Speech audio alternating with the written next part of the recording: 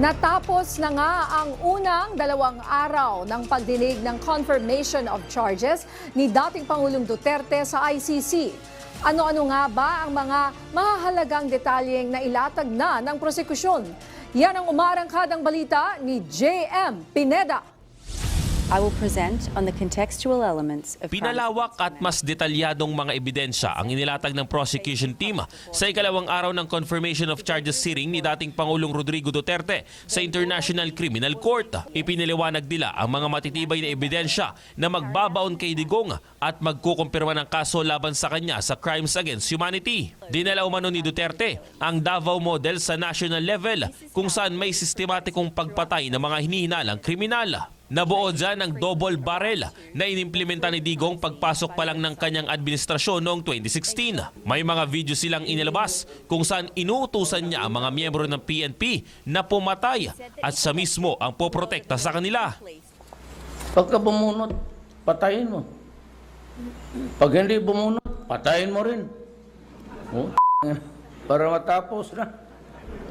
Bumuo rin ang dating Pangulo ng listahan ng mga pangalan na dikit umano sa illegal na droga. Tinawag itong PRRD list at dito rin lumutang ang mga high value targets o HVT na kinabibilangan ng mga matataas na opisyal. May level rin ang mga ito. Ang pinakamataas nga ay ang level 3 kung saan nakalagay dito ang mga financier, drug wholesaler at mga opisyal ng PNP. This list was used by the police in their operations.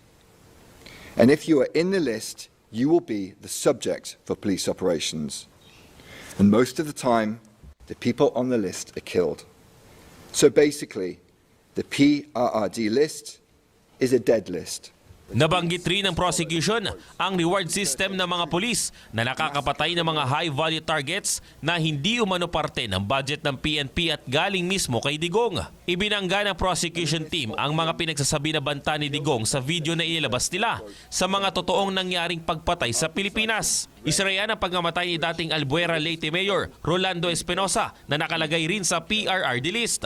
Gumapang ang implementasyon ng drug war ni Duterte hanggang sa barangay level at dito na pumasok ang Oplan Tokang na libo-libong mga mahihirap na residente ang naging biktima. As witnesses stated, the poor were often targeted because they were the ones least likely to file complaints against the police. A target was identified, often through the use of lists such as barangay lists or police station watch lists. The target was then murdered in a police operation. Weapons, drugs and money, or a combination thereof, were then planted at the crime scene. And then the police reports were repeatedly falsified to legitimate the operations as acts of self-defense. Samantala, idinetalye naman ng prosecution team ang naging ambag ng mga co-perpetrators ni Duterte sa malawakang drug war. Nakabuo daw kasi si Duterte pati na ang mga kasabot nito ng common plan para maneutralize o mapatay ang mga hinihinalang drug users. Naipasok din ng ilang malalaking opisyal sa Davao gaya ni Noy PNP Chief Ronald Bato de la Rosa na nanguna sa implementasyon ng Oplan Tokang. Nahawakan rin ni Duterte ang hanay ng PIDEA nang iupo niya si Isidro La Peña. Naglagay rin siya ng tao sa Justice Department sa katauhan ni Vitaliano Aguirre II na humaharap naman sa mga kaso. Ipinakita ng prosecution ang chart kung paano ang sistema na binuo ni Digong para maisagawa ang madugong war on drugs at kasama dito si Senator Bongo. Si Duterte at ang mga co-perpetrators rin daw nito ang kumokontrol sa buong hanay ng mga pulis para mailusot ang mga pagpatay.